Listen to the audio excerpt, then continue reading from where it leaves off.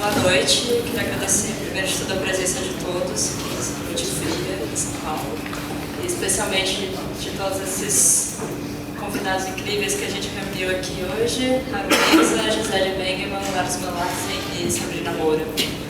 E, enfim, gostaria de agradecer também imensamente ao British Council por ter nos ajudado a viabilizar não só esse evento, mas também a exposição do Haroon, que abre no dia 2 de julho para todos os convidados.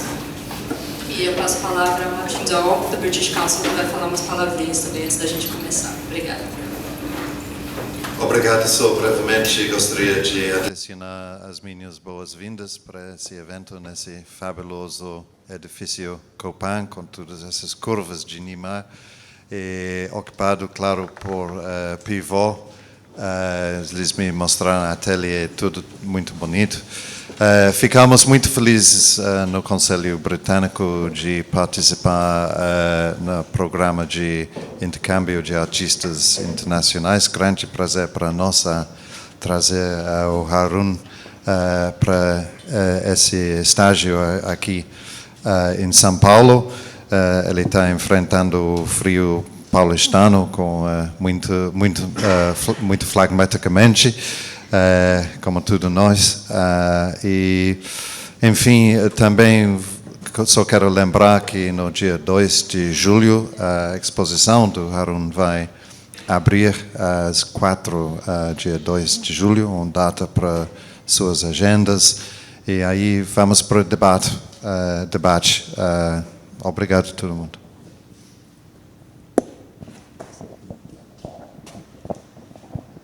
Bom, boa noite a todos. Eu vou fazer uma breve apresentação dos nossos convidados hoje e depois a gente começa a conversa, que, na verdade, a ideia é fazer uma conversa bem informal mesmo e tentando entender as conexões entre o trabalho dos 3 convidados que estão aqui hoje, o Haroon Mirza, a Giselle Beiguelman e o Lars Bang Larsen. E, bom, ela é motivada, a princípio, pela experiência que o Haroon teve aqui no Pivô durante a residência dele e que vai originar, como já foi dito aqui, uma exposição que abre no dia 2 de julho, cujo título é ou seja, são 3 As com acento tio em cima, e que remetem, de alguma forma, não só a um som que é muito específico da língua portuguesa, mas também uma representação gráfica de uma onda, enfim, audiovisual, sonora, e que diz muito respeito ao trabalho do Haroon, né? Ele vai, enfim, apresentar um pouco, vai discutir esse trabalho em relação à residência, né? Mas também discutir outros aspectos do trabalho dele, como, por exemplo, a relação entre o ruído e o som. E tem pesquisando um pouco, lendo um pouco sobre o trabalho dele, eu tentando entender de que maneira, né, a gente pode entender isso como instalações sonoras, mas talvez não seja bem isso, ou a forma como ele usa os dispositivos para orquestrar, enfim, experiências que têm muito a ver, muita relação com o espaço e, enfim, com o som e com o visual. E aí eu me deparei com um termo que é muito interessante, que eu acho que tem muito a ver com o trabalho dele, que são sculptural soundscapes, né, e que eu acho que talvez pode oferecer uma chave para a gente entrar e se aproximar da obra do Haroon. Bom, ele é um artista que tem uma produção extensa e muito intensa também, assim como a Giselle. A gente estava conversando um pouco sobre isso. Ele já expôs em diversas bienais, já expôs na Bienal de Veneza, já expôs na Tate Modern. E, enfim, a exposição abre agora, no próximo sábado, dia 2 de julho. A Giselle, enfim, professora da FAO e artista, também tem uma pesquisa muito intensa e, como eu disse, extensa, sobretudo no que se refere aos dispositivos digitais. Então, ela vai comentar aqui um trabalho que... não, estou falando para falar inglês, mas eu já vou mudar para o inglês, é só apresentação mesmo. Ela vai comentar aqui um trabalho que se chama Cinema Lascado, que tem uma ligação muito interessante com o trabalho do Haroon. E vocês vão entender isso ao longo da fala dela. E o Lars Bang Larsen, que, enfim, é historiador e um dos curadores dessa edição da Bienal de São Paulo. E ele está aqui porque ele tem uma pesquisa, enfim, extensa, tem a ver com o doutorado dele, sobre arte e psicodelia. E ele vai editar agora esse ano, ele lança uma coletânea, uma antologia de textos que vai sair pela After All sobre esse tema. E agora mudando para o inglês, so just to start the conversation. So I think, as the audience, really curious about the work that you are going to show in the exhibition that is going to open in Copan. And while going through your material and talking to you before, we were discussing how your work kind of observes, as you were saying, different issues that were related to your period here in Brazil. So there's this relation with Brazilian politics, the experience with ayahuasca and psychedelic substances, the relationship between cosmology and physics, and the history of music, which is something that you currently address with your work. So I was kind of puzzled by how these things connect and how are they related to experience here at Pivô. And then I think you can go on from there. Yeah, sure. Basically, these are all subjects that I'm interested in anyway, you know, so politics, or the image of politics, or imagining politics. You had this, sorry, I just remembered you saying this the other week, the conference that you had about imagining politics, was it? Or politics in imagination, or something? Yeah, the biennial. Yeah. It had to do with that. Yeah. So this idea of anyway, sorry, I just completely just triggered that. So more like the image of politics, or what you imagine politics to be, and then physics and cosmology and scientific discoveries. These are just things that I'm generally interested in. Music and the history of music and cultural, the relationship between culture and the history of music, and music in the everyday. And another thing that I got recently interested in, probably in the last couple of years, but more intentionally in the last year or so, is psychedelics and the psychedelic experience. And so when I came to Brazil, I kind of started looking at all these things, and instead of focusing in on one, I've decided to kind of tackle all of them and bring them together to try and forge some kind of relationships for myself, or for whoever is going to experience the work or see the work. Maybe the audiences or people that perhaps I work with, curators or people that may write about the work and tell me what the relationships are. That was my interest. Those were my interests. So being in Brazil, it's specifically about the impeachment that's happening, the process of impeachment that's happening.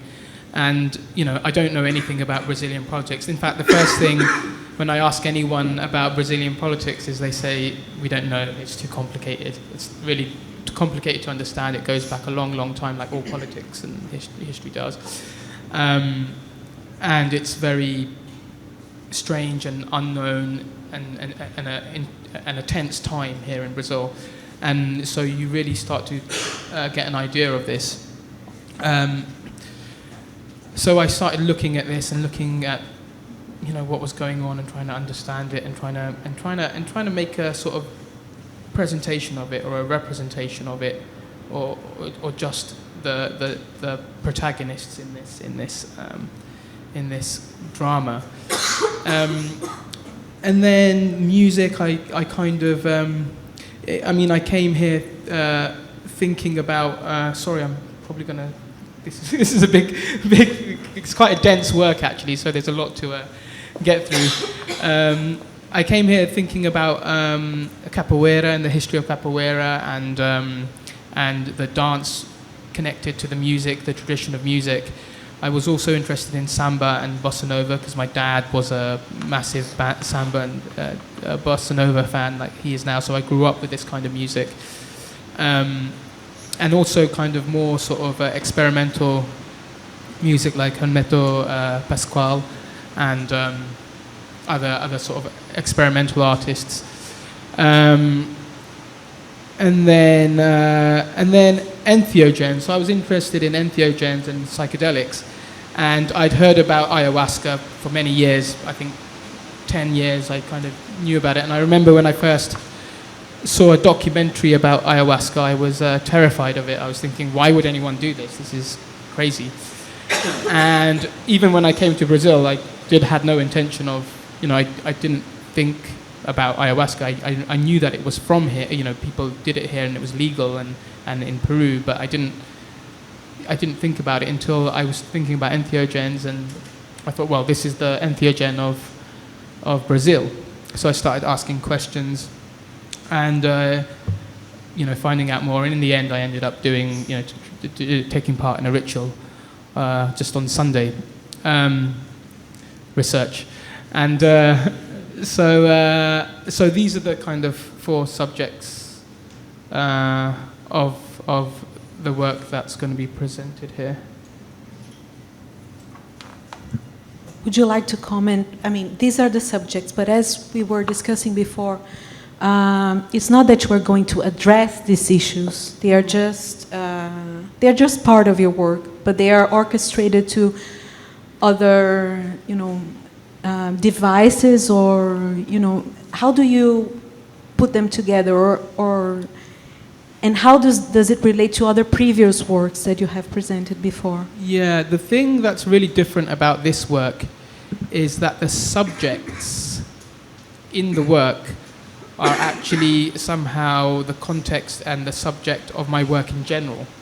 It's the experience of my work, and it's almost like a grand narrative of what my work is and what I'm interested in. So it's kind of a representation of itself. And this is the first time. Usually the subject is something else, but this is somehow about an experience and a methodology and a paradigm and a way of being and thinking. So there's a device which I made and it's called Emerging Paradigm, which is also the name of content for this device, but the device is like a media player. And for those of you who don't know my work, I use electricity as a medium, so I compose with electricity. So with electricity, I program it to turn on and off in various ways, and that electricity is both seen with lighting, with LED lighting, and heard. So the electricity is amplified, so you hear the electricity. So the electricity. Sorry, it's like the raw material. Yes. of your work. Yes, right? Yes. So it's this combined with videos of these 4 subjects that I've talked about. And what Emerging Paradigm, this device, does is synchronize the 4 videos and the electricity to create one system, which is visual and auditory. I keep on avoiding your question. Your question. What was your? It's what was the actual? I keep on forgetting what the. Because you were saying. Actually, it was more about the physicality of how you're going to bring it to the materiality of the soundscape or the installation that you are producing here, so and the relation with the space. Yeah. So the thing itself is. It's light and sound, and light is also video, moving image, and then LED light, and then there's the audio, but it's a very immersive, experiential environment. And the way it's presented is almost, it's quite ritualistic. I mean, I'm drawing quite a lot of influence from this ayahuasca experience, but this was already in my work actually. These kind of circles, motifs, and things. So one part of it, let's say, is it's a piece of surround sound music. You can say it's as simple as that. But in another part of it, it's documentary video. It's a documentary about things. Or in another sense, it's a light installation, but it's one thing, it's all It's all one work that occupies the whole space, and it's also about the architecture. It also takes the architecture as a ready-made, and the architecture becomes part of the fabric or the material of the work. I can show an example of a similar kind of work. Just so if you guys don't have any reference to my work, we thought maybe it's worth showing something. Oh, let me close all these windows.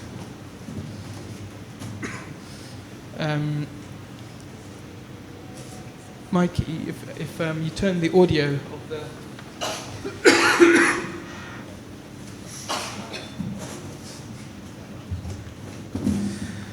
Obrigado.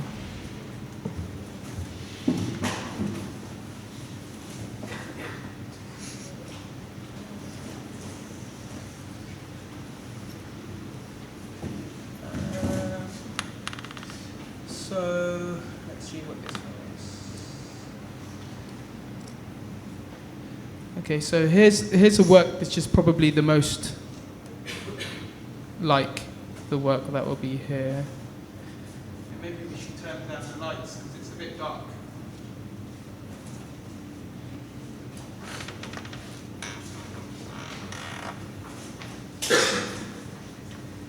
So this object that you're looking at is kind of a similar.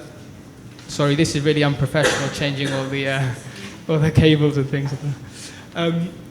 This object is similar to the device emerging paradigm. It's a sort of more simple version of it, and this one plays. Actually, this one doesn't. But this is actually just sequencing lights. But then there's video as well with this thing. But anyway, I'm going to play this video, and you'll get an idea. This is documentation, by the way, of the work.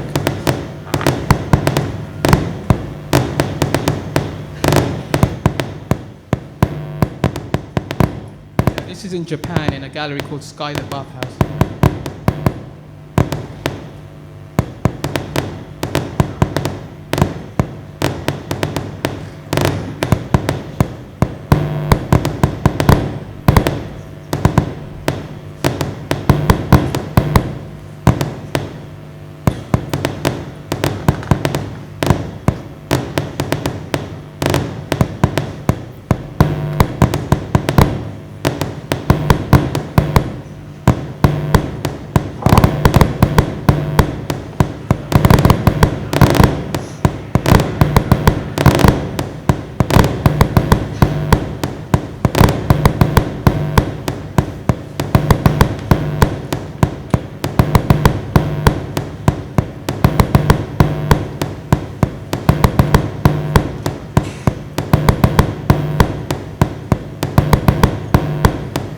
So you see what I mean about electrical signal being visual and audible as well.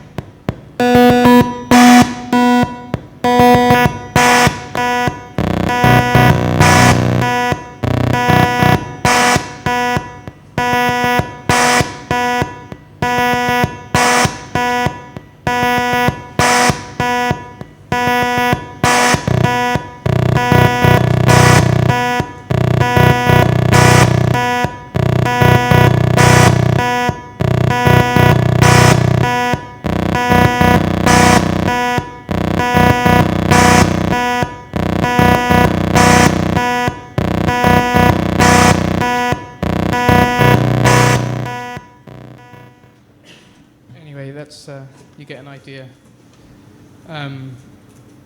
So yeah, that's an example of video and electricity working together, sort of, and using the architecture and also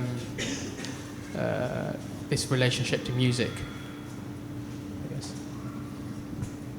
Actually, while you were presenting this work, I remembered a phrase from you in an interview that I'd like to quote, that this idea of understanding visual and acoustic as one single sensorial mode of perception, and kind of trying to create a balance between seeing and hearing as one single, perceptual experience. Yeah, it's something that comes from Marshall McLuhan, and he talks about a pre-linguistic man. So before language, perception, seeing and hearing were kind of one mode, and because language was an abstraction of things, so objects, and this is So I always often bring this analogy up, or this metaphor. So when you call something a cup, it's a representation. The word cup is a phonetic representation of this object that you see. So it's an abstraction, and then when you write it down, then that's a further abstraction. The word cup is a graphic representation of the phonic representation of the object. So this is the kind of play that you were trying to also tackle with the title of the exhibition here, right? Yeah, exactly, yeah. So, so it questions. I guess it's about questioning language and the corruption language causes in terms of perception. Yeah. Is there something else you would like to comment about the installation, or we want to show? No, I'd like to get the conversation. Okay, perfect. Because I was thinking about going to Giselle now, because you use a lot of. Noise is something that. Yeah. Yeah. Okay. Noise and I guess the relationship would be noise and like glitch. Exactly. In visual terms we call it glitch or distortion and noise. These are perceptual terms actually, but they work on both on an auditory level and a visual level.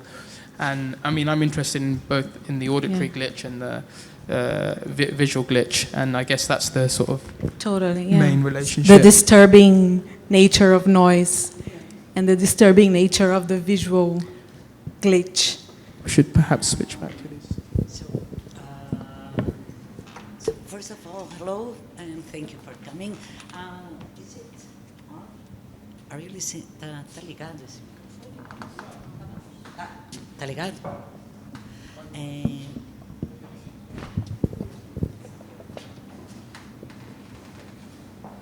I don't think that noise is so disturbing. Actually, first of all, I apologize for my accent and my English, and my Portuguese is perfect. And yes, but I think that this is something that really interests me. The way how usually the common sense is to the point of departure is how disturbing noise is. And actually my point is that noise is not disturbing. What is disturbing is this ideological or marketing system of the media system, where everything is presented as perfect and as it is well done and as it is ready to use. And actually what we see that this is totally wrong. Unfortunately, nothing is perfect and nothing works well, and it's just more the image that we receive, like a kind of devices like this, that they try to convince us that the world is something really smooth and something where you have no corners at all. If you pay attention, everything that it's come from the digital media system, the design points to rounded corners. because it's kind of a word that will never hurt you. And so if we depart from this point of view, we can say that noise is not disturbing at all. Noise is really the B-side, and this is the critical approach that we can really hold in this kind of Disneyland of the digital media system and presentation. So I think that these aesthetics of what we call the aesthetics of noise is the aesthetics of our time. And this is the aesthetic, it's one of the possible critical aesthetic point of view in face of the way digital media and the digital organization of the world is presented to us. So in a way, the error would not be a disturbing thing either, right? The error is a possibility of going to places where you never realized it before that you were able to go. It's the accident also. And again, and we are kind of now in a kind of a mentality, a Google mentality, that everything that you are looking for, we will find. And so everything points to right directions. And there is a kind of economy of filtering the results of your life in a way that you never have a mistake. So, and that you never take the wrong way to a place, or you don't never go to the wrong website, or you everything works very well. So the error is the only possibility of doing a kind of a different way of looking to things, because it's something that you never expect that will happen the moment that it happens. So that's more imperative now. It's more and more now because decisions are being made for you all the time by computers and systems and advertising, marketing. So so you need errors more to be able to. It's something kind of to be safe and to be healthy. You need all those errors happening around you. And when the computer crashes, or when your mobile phone freezes, it's something that you see that you must restart all your personal system again. So we need them. We need the bug. We need the bug. We need the bug. We need the error. We need. Maybe we don't need the bug, but we need to refresh. And this is becoming more and more difficult because of all those pre-programmed decisions that are around us. Yeah, because the bug is actually very different to the error. The error is something that you might do, but the bug is an external force that is doing malfunction. So your own malfunction is different to another form of malfunction, I guess. Right? Yes, I agree.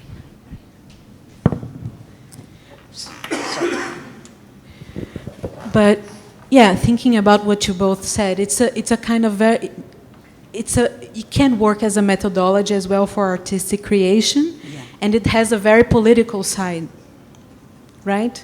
Yeah.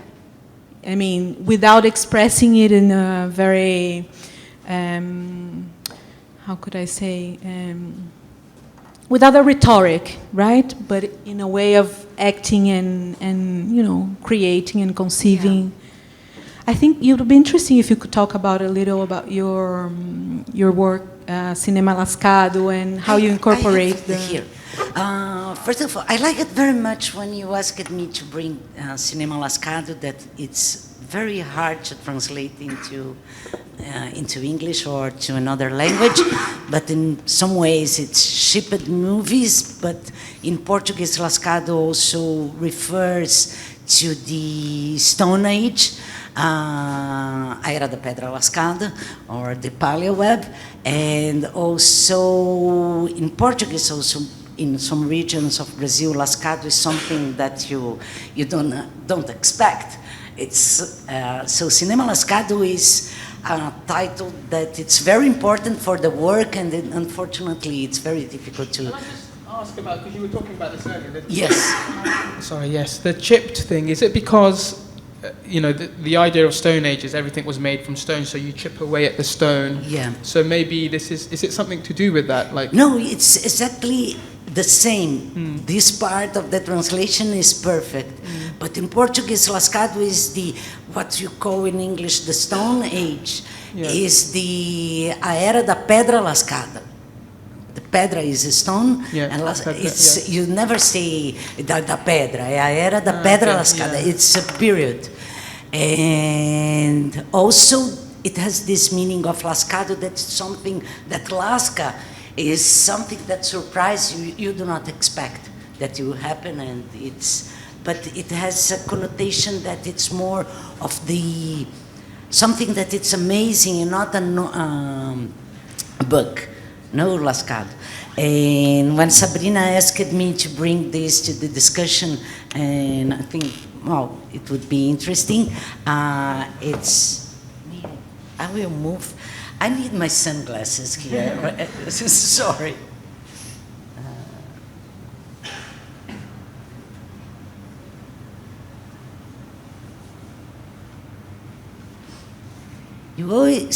You usually feel so stupid when you are in a computer that it's not yours, that it seems that you never saw something like this, but actually I think that this definition of PC, personal computer, is very powerful, so it's not my computer, so this is this piece they are two videos, and they were not conceived to be what they are today. Everything that happens. So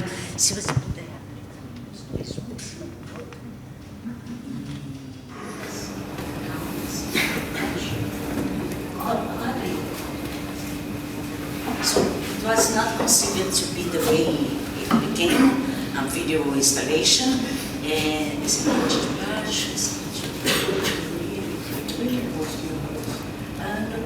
they both playing together.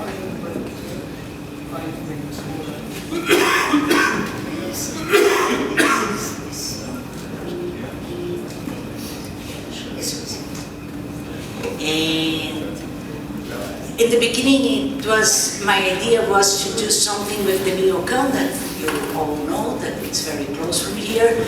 And the idea was to build a video installation that you be able to walk between the two screens, one showing the Mediac from above, and the other one from below. And everything went wrong, and I had many problems after the takes. And when I opened the videos in the computer, they were so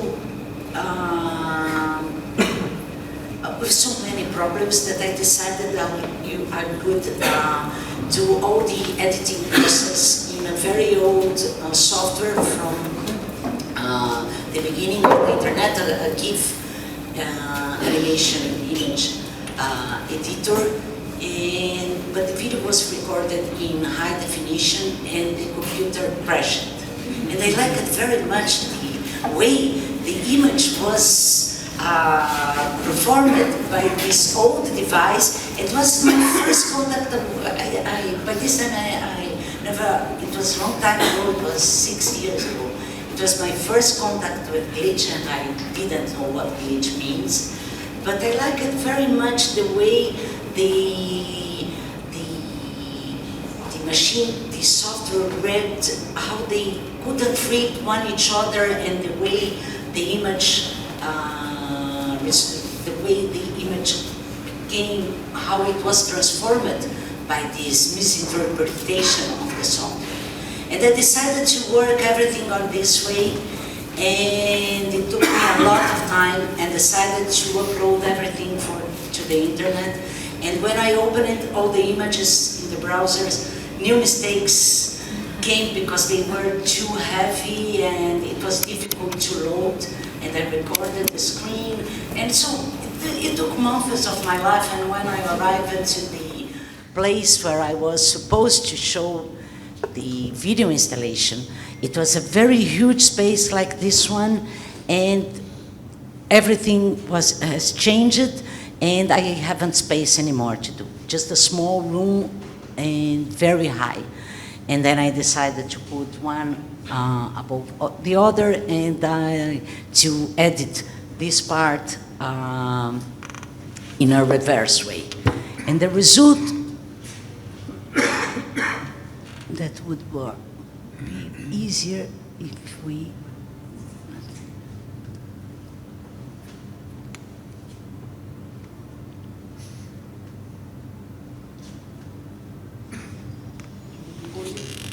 oh yes.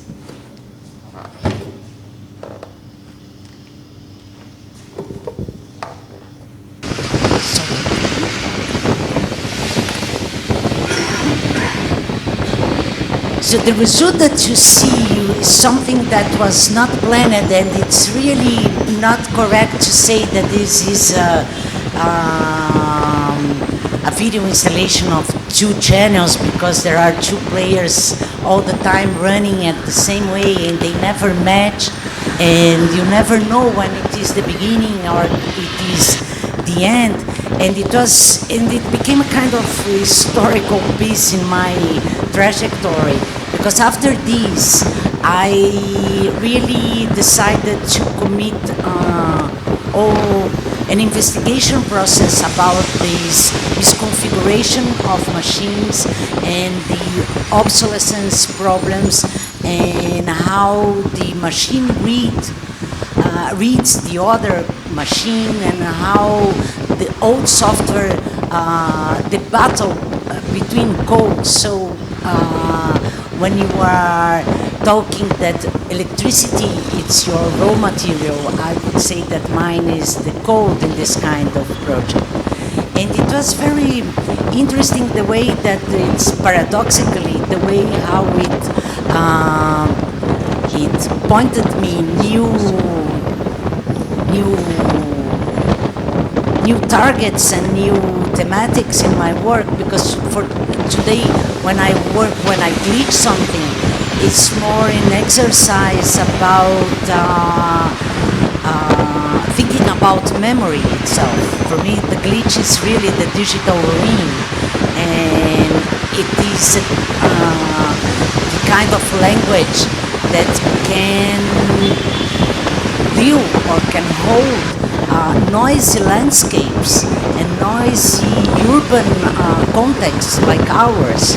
And so from this point on, I think that I changed all my research in direction of things that I'm working a lot today, that it's much more connected about memory, not so much about glitch, and but I'm still doing a lot of glitch in parallel, but more connected to this reflection on the digital ruin and the presence of the not perfect and the system as a whole, and not just the machine itself, or how one machine misreads the other one.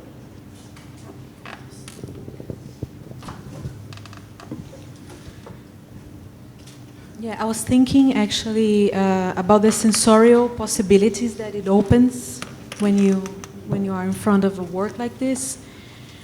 And I was wondering if perhaps Lars could comment, because, I mean, these are experiences that are, I mean, you started with the machine, Giselle, and now you are working with other kind of media. but I was thinking about Lars' research and the sensorial possibilities that are open by the use of psychedelic drugs and its influence in arts, and what kind of imagery that can come out of these experiences. Perhaps you would like to comment a little bit on this. Yeah. Yes. I think where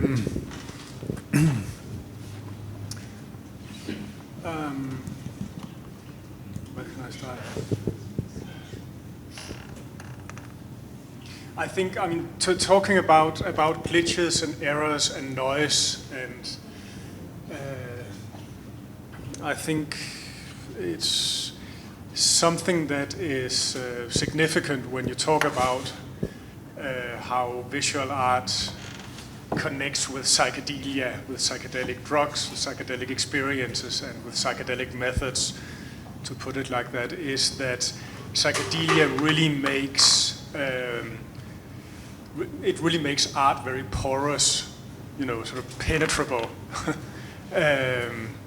to use a term that sounds slightly oichichika, but I think psychedelia makes art porous in the way that it makes artistic media porous. It makes it challenges form in itself, because under the influence of hallucinogenic drugs, everything moves, right? So how can you paint a painting about this? That's one challenge. You have to accommodate this movement, this sort of incessant transformation. Which is really unexpected, right? In terms of visuality as well. It's not something that you can control or you can preview, right? No. In a way, the glitch as well, it's something really unexpected. It's something that you cannot predict or you cannot plan in advance what kind of image might come. And I think when you talk about psychedelia and its connection to visual art, you think about it in terms of visuality first and foremost. Day glow colors, acid rock posters, and this kind of over-the-top visuality that we know from rock culture, from rock albums, etc. But at the same time, it's actually very difficult to do art about, and it's very difficult to create. Oh, sorry, you missed everything else before. Sorry, I think it's not the artistic meeting with psychedelia, to put it to call it that, is not sort of an. It's not necessarily an orgy of visuality. I think psychedelia challenges visuality a lot. If you look at the art that's been made on psychedelia or related to psychedelic drugs, a lot of that is very loose and very sketchy and very ephemeral as well, and quite underwhelming actually. So I've worked with psychedelia as an art historian, so I've done that type of research into psychedelia, and I've worked with psychedelia as a curator, so I've also tried to make exhibitions about it, and it's actually easier to write about than it is to make exhibitions about it, because often people are disappointed about the exhibitions that you do, because a great psychedelic artwork can be doodles on a napkin or something like that. So there is this sort of this underwhelming, pathetic quality to it. It's very important to remember. It's not necessarily this, a visual ecstasy, but that it's remainders of artistic processes, or how artistic nervous systems engage with these drugs or with these machines. Yeah. So I'm also, I think it's not only the fact that just to respond to something you mentioned, Haroon. It's not only the fact that language corrupts perception. I think it's also the case that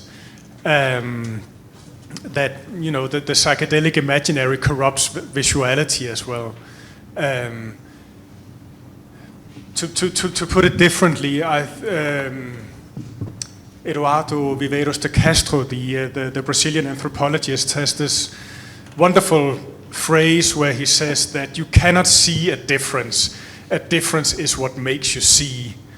Or that's how it translates to English as well. I'm sure it's more elegant in Portuguese, but I think that's really brilliant, because I think that's to me says something. If you apply that to a psychedelic imaginary or psychedelic aesthetics, says something about the fact that you always in this kind of aesthetic or imaginary, you always work in between media, in between idioms, in between the delays between the sort of the power of the psychedelic drug working on your nervous system, and the artist having to make some kind of recording of that or imitation of it or something. So there's always differences, and I actually think artistic writing or our artists talking about these things is also is a very powerful way of articulating these things. So I think language is definitely a very sort of important element in all of this, in order to articulate difference, call up difference. It's often the thing with psychedelics is it's often people report that they can't describe what they feel and see, and they can't even you can't represent it. It's a thing that is unrepresentable somehow. That's a common report, and then the other report that I've often heard is that it's very different for everyone. Actually, people see the same things. There might be fractals and shapes and the idea of moving fast and this kind of thing. But some people see black and white. I mean, on Sunday everything was in black and white for me. It was grayscale. There was no color whatsoever, and some people see color. Lots of people, and you've seen, like you were mentioning, psychedelic representation in rock music, album covers in the 60s, and so on and so forth. Very colorful. But then there is the description in language, which is also quite fascinating. With so many people from Aleister Crowley and to Terence McKenna, these kinds of descriptions of the psychedelic experience.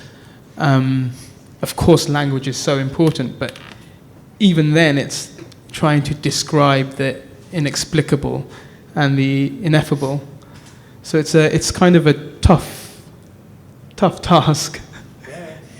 Yeah, but yes, absolutely it is, and that's what's interesting, because the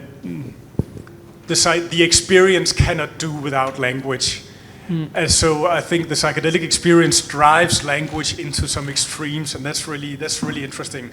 And some of the most well-known attempts at articulating the psychedelic experience have predictably been religious. We have the sort of the Timothy Leary variety of talking about these things, who started out as a Harvard psychologist, but then realized that he had a higher calling when he was fired from Harvard for giving his students mushrooms.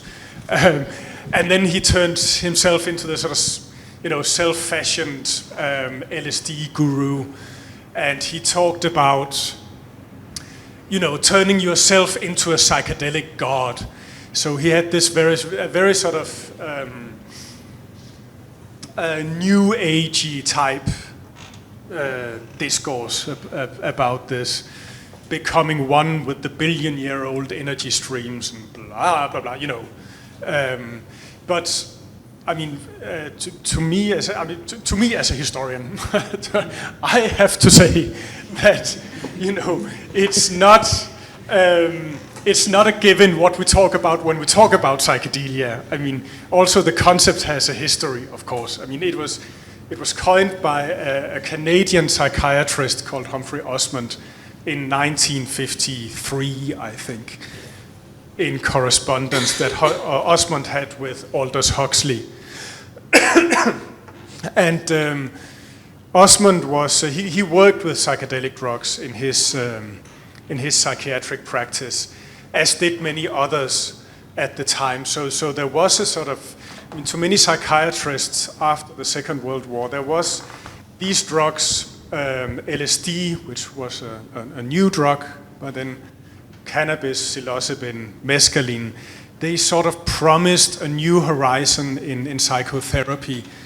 And there were different proposals of what to call these experimental treatments. Proposals were fantastica for these types of drugs, or psychotica. but it was Humphrey Osmond's definition that one, sort of historically speaking, with psychedelic, meaning mind manifesting or mind opening drugs. But it was always a contested term, and a very, because it traveled from psychiatry to the counterculture, obviously, and became sort of a hippie, a hippie idea before anything else in the 60s. But then in Brazil, you had Elio Aichichica questioning it. So, and that's interesting. I mean, because you have an artist in 1967 in Brazil who says, yeah, well, in the US they have the psychedelic. Timothy Leary and his people, they believe in the psychedelic. Here in Brazil, we have the suprasensorial, or suprasensorial. And that has a particular meaning here. That is, it's not religious. It has to do with the community. It has to do with creativity. It has to do with the experimental exercise of freedom, as Mario Andrade put it, I think. Aichichica is quoting Andrade in this text he wrote about suprasensorial. So it was a contested term, but also a term that had a geopolitics, because it's very much a term. I mean, it was born in the Anglo-American world, and but it also has a life outside of that realm. I want to go back to what you were saying earlier about the. I mean, it's fascinating to learn all this history of psychedelia, and I kind of, yeah.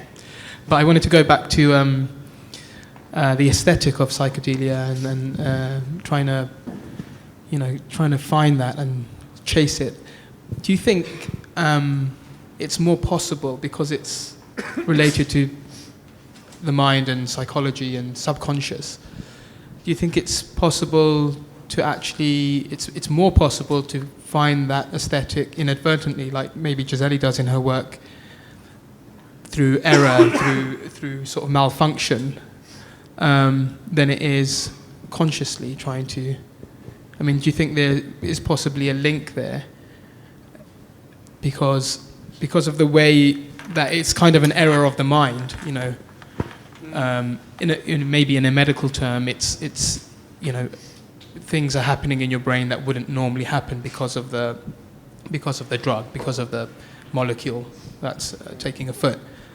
And in the same way, in everyday reality, when you take an image and you open the image up in code and you mess around with that code and you put it back, you don't know what you're doing, but you're doing something. So maybe there's a similarity between a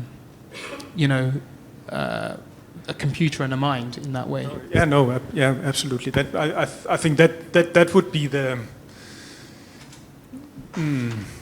yes, that would sort of be the cybernetic way of talking about it, I suppose, or sort of the cybernetic way through psychedelia, meaning the sort of standard idea of the hippies or the counterculture, at least in the Western world, was that they were Luddites, that they were anti-machine, that it was all about dropping out of the city back to nature, But now they're all in Silicon Valley. Now they're all in Silicon Valley, but they were always there. That's the scary part. No, but I mean, if again, relation between that and the digital, it's clear now. Yeah, I mean, actually, and that's something that's research that's been done in the last 10 or 15 years. I mean, a big part of the counterculture were always informed by cybernetics, by early computer science. I mean, there is a persistent rumor that some of the first microchips developed by Steve Jobs were used by the Grateful Dead to operate some of their light shows. So you know, the geeks of Silicon Valley and the heads of the San Francisco Bay Area were hanging out at that time. But also, again, if you look at or if one considers the concepts that the hippies used for talking about the psychedelic experience, they are often cybernetic concepts. So Timothy Leary's slogan of turning on, tuning in, and dropping out. I mean, turning on and tuning in is what you do with a radio or a radiator or a thermostat, right? And the same with feedback. To bring it back to music as well, you know, the feedback noise, the feedback whine when amplified noise is amplified once again and goes back into the system.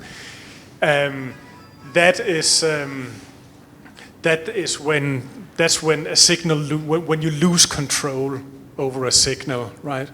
And that's the opposite of what happens in a thermostat or a radar or a radio, because that's all about maintaining control of the signal. So so the hippies thought, aha, if you want to fuck with the system, right?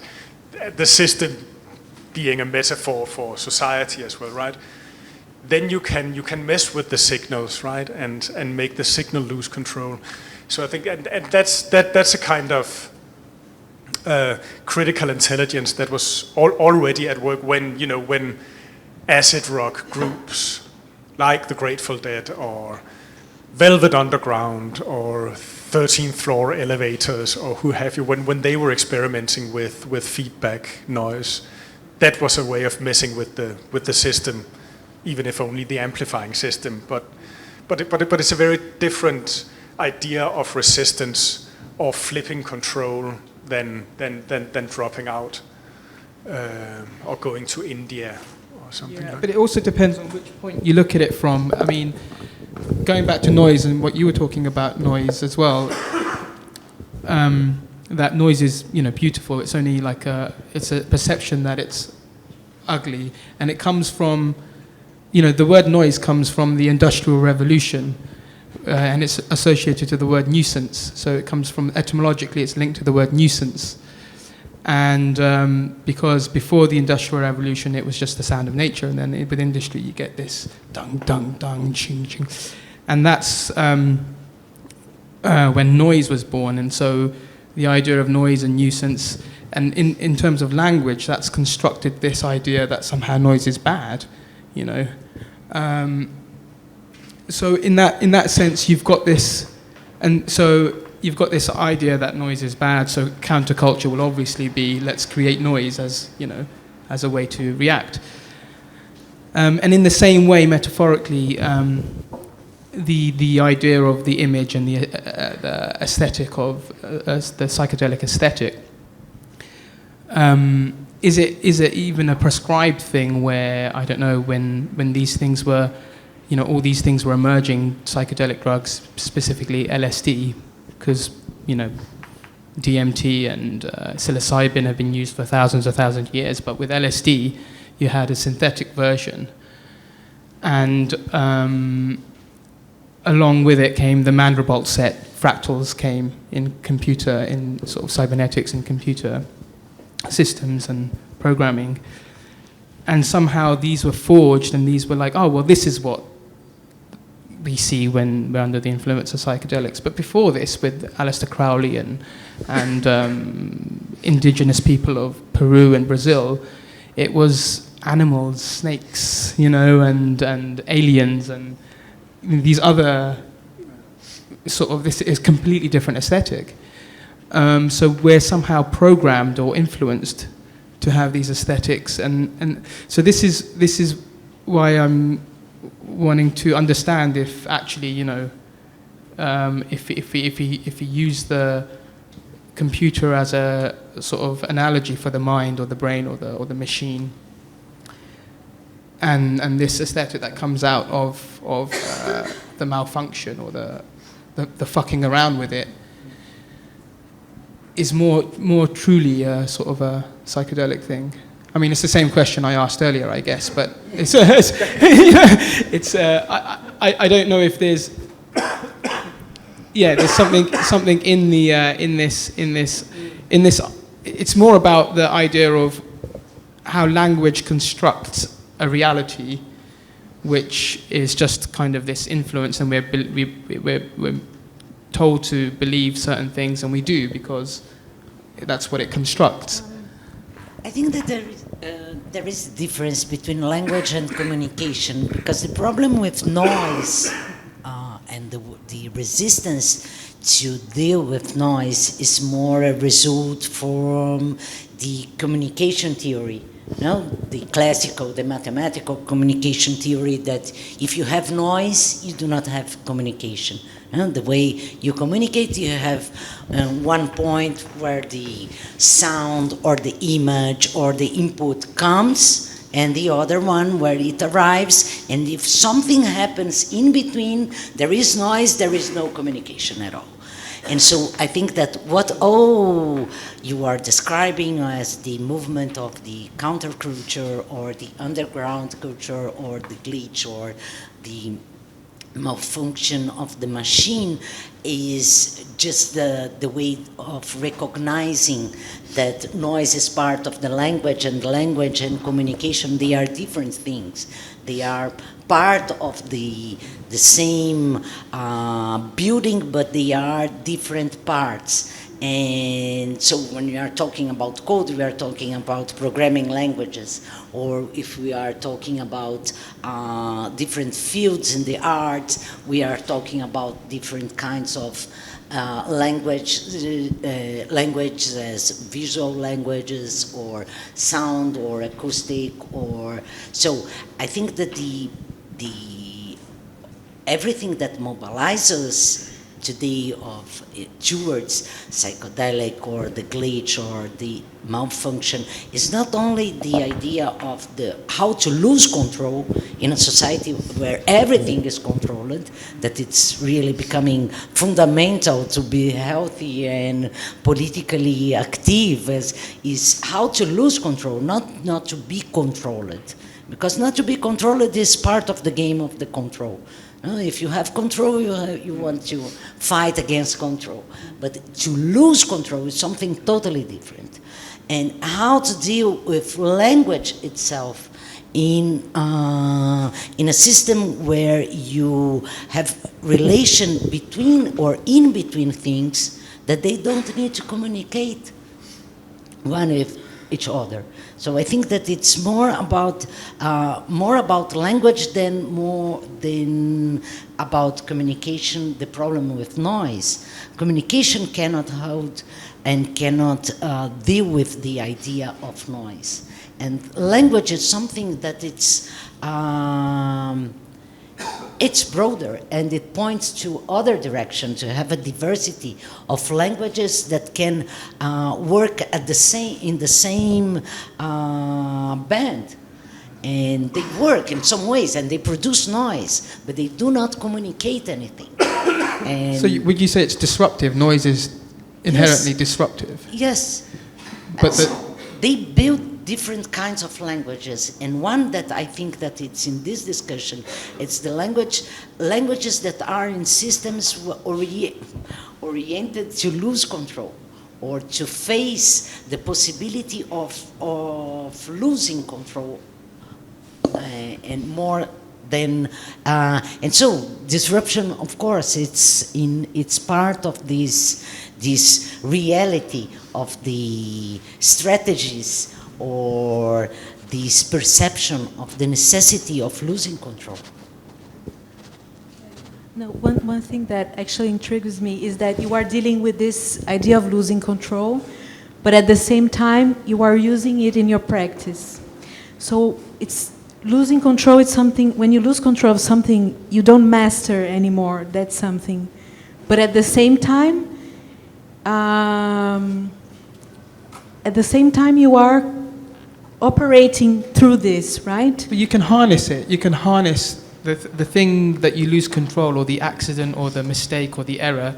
You can then harness that error. You can't control when you create the error, or you can't make an error consciously. It only, it can occur. I think this is like where it's more interesting, is that you can't control it. It's uncontrollable. But when it happens, you can harness it. This situation is really ambivalent when you begin to work and to operate in this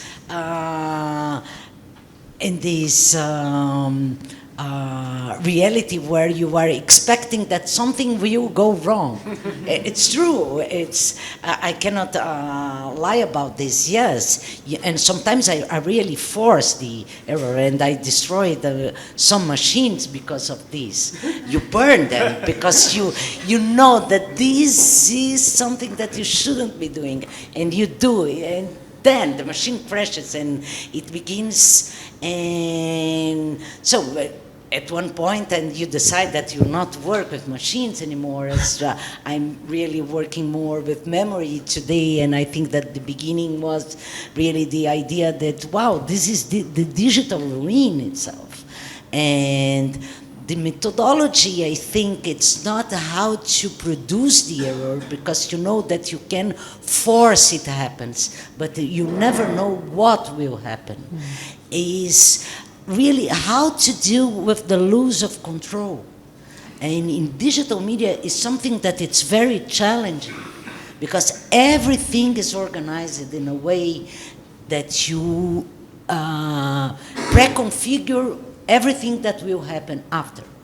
And in an over-designed world as the one that we are living inside, this is really becoming very, very difficult to challenge something, to work in a way that it was not configured to work in this direction, and to open the possibility that it will work in any kind of direction. This is, I think, that it's not to change the function, it's not to know what will happen after. Yeah, I mean, it always happens in a talk, doesn't it? There's always errors, like it just went to Fernanda's MacBook. Yeah. We didn't design that or try it, but it happened. When the images weren't scrolling, yeah. I mean, it always happens in a talk, right? There's always like these things. But this is it. You can never. That's the uncontrollable bit. But then what about when you harness it and then you repeat that thing, because you know that it's gonna do this error. This is a problem that I have. I don't know, for instance, once I discovered that if you put a transistor radio next to an energy-saving light bulb, it buzzes, bzzz, so I was like, bzzz, bzzz, bzzz. And then, presented this as a thing, and then continued to do it. But then it wasn't an error anymore, it wasn't a discovery anymore, but there was different ways to do it. You either turn on the light, bzzz, bzzz, switch it on and off, bzzz, or you make the radio move, bzzz, bzzz, So there's different things, but they're all controlled. There's no error, there's no, there's no discovery, there's just...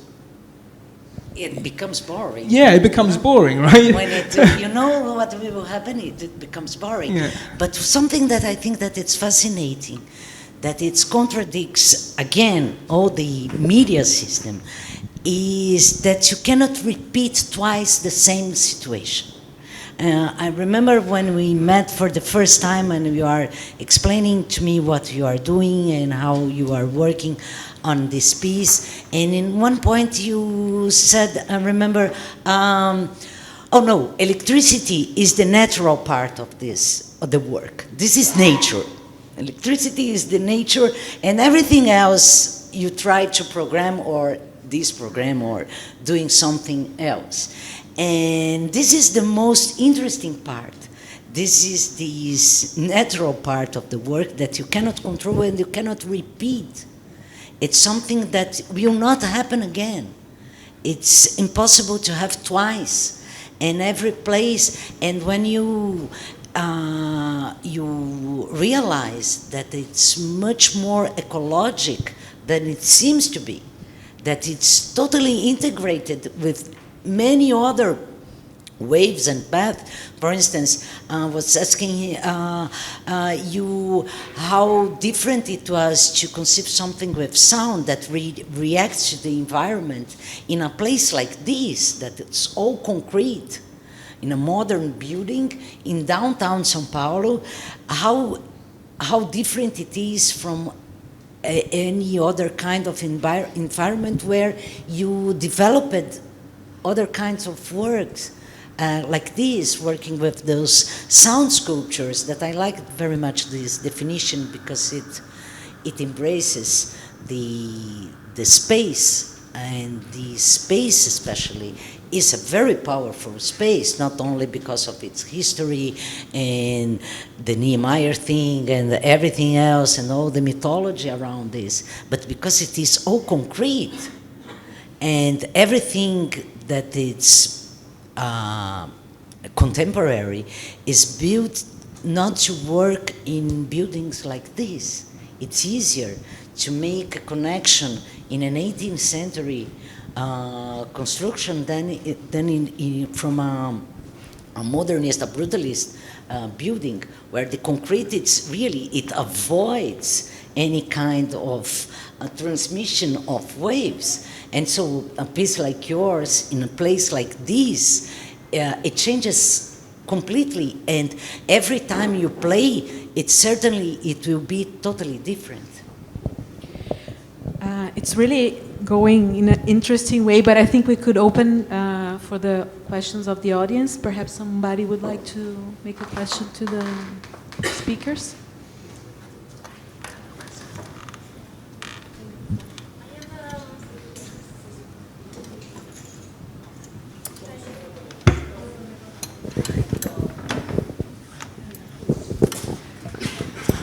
Hi, I have I don't know if it's a question or a comment for Giselle.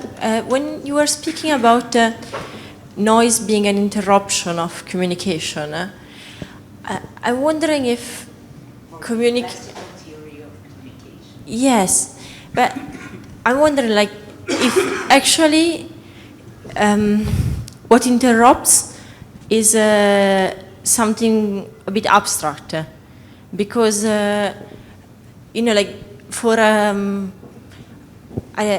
I mean, before everything was so controlled, or in the animal world, or in any situation of danger, so what you want to know is what is your environment, rather than, oh, what is this person saying, or what is the music that is played there saying. It's more important to hear, or is someone walking nearby, or is it raining, or all these other things. So it's like, even in relation to the, maybe I say things that are a bit abstract, but in relation to a psychedelic experience, it's more a matter of perception of, like, the whole, rather than I perceive one thing and I repeat it, or I tell it to someone else, and okay.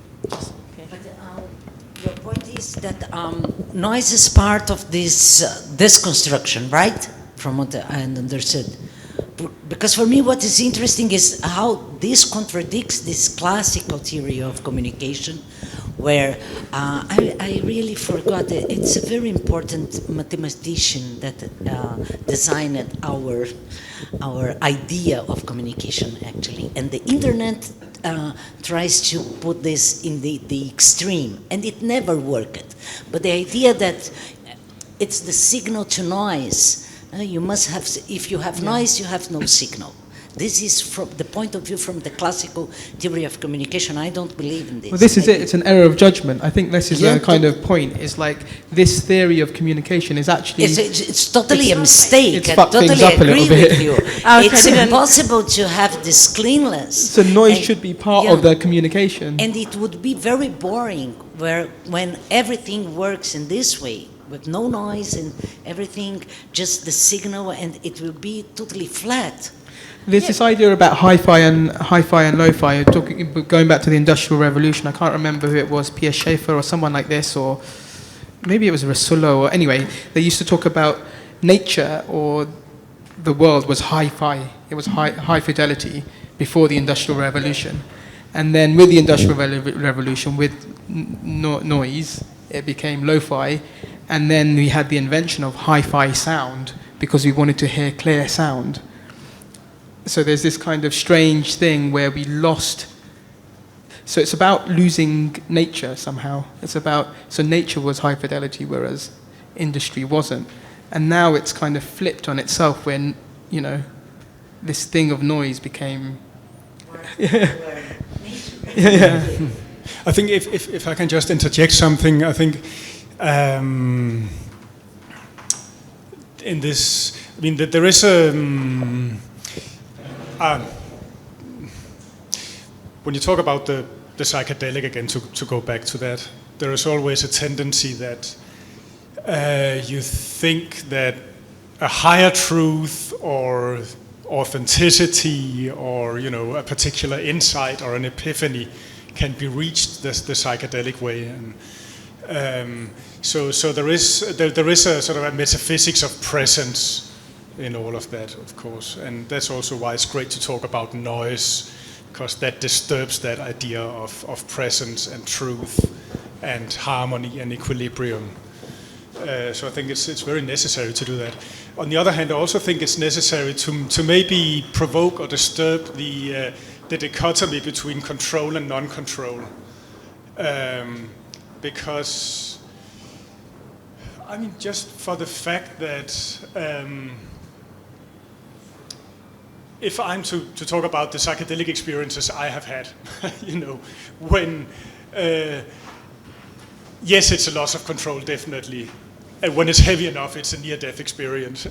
But when it's really good, it's you experience yourself as an ecology, and I think that's something that's important to throw on the table as well. That the proposal that the self is an ecology, and that was, and I think the artists who worked with psychedelia and cybernetics in the 60s and 70s, they had some, and artists who still work with these issues have some, they had some important ideas and some important premonitions about the non-human, quite simply, before it turned into theoretical sophistication, or before it turned into theories.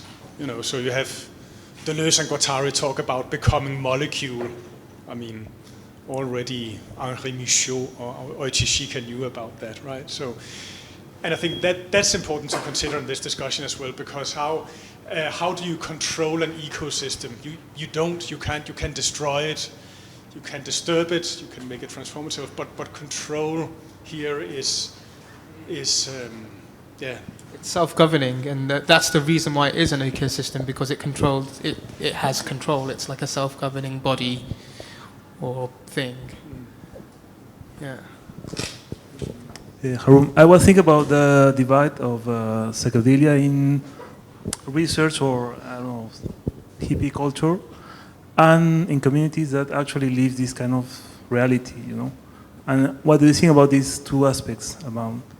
One is, I mean, most like, even hippie is more like Western culture, because it's more like psychedelia is already a language, so it's like an appropriation. And then you have people who actually live this as a reality, and they don't think about something separate or an experience that is something they want to break the system with. What you mean, people that use what we call psychedelics as a everyday thing? As a way of dealing with their own reality, but not Yeah. outside the reality. Well, that's the most interesting thing about it, actually, because, we're sitting here talking about psychedelics, but actually it's something, there's a real thing, there's a real history and a culture, way before the invention of LSD, way before the term psychedelia, of use of plants and herbs and other things, psilocybin in mushrooms, or DMT in ayahuasca, or mescaline in peyote, for things that have got nothing to do with psychedelia. They were used for completely different things. They're used for understanding the self, understanding the gods, the spirits, the deities, understanding life, the ecology. But then it comes back to these same things. Or medicine, medicine is another thing. The treatment of physical and psychological illness. It's more interesting, the history of that, than the sort of more recent inquiry into psychedelia. But I think, for me, the crux of this is, what is the function of this? I guess the pinnacle of psychedelia is DMT.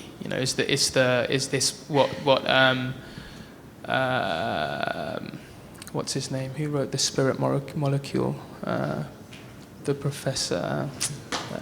Anyway, the idea that this is a thing that exists in the pineal gland anyway, and if it's released, it does these things to you, and it happens when you're born, it happens when you dream at night, and it happens a lot when you die.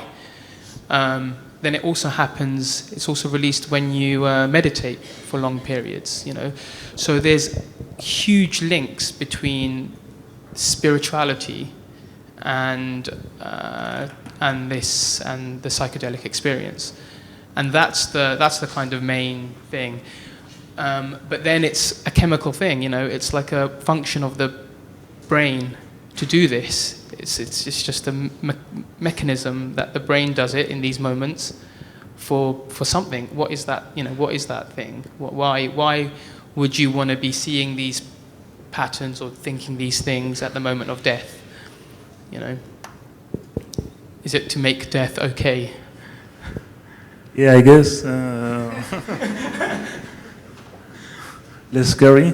That's a little. I don't know. Did you read this guy Castañeda with? I don't know. It's in the '60s. Was very popular. That's Don Juan. I don't know.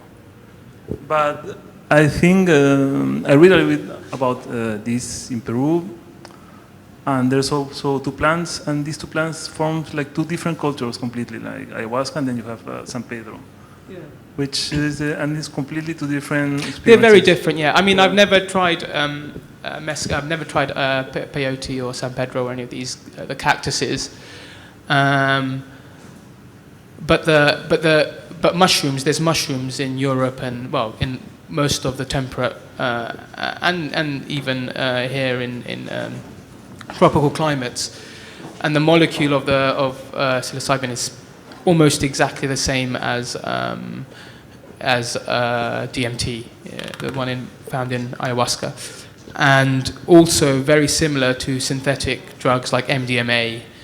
And you see in sort of in culture in Britain and Europe, people go out every week and have, they expose themselves to this for one reason or another. It's a social thing. There's a huge relationship to music.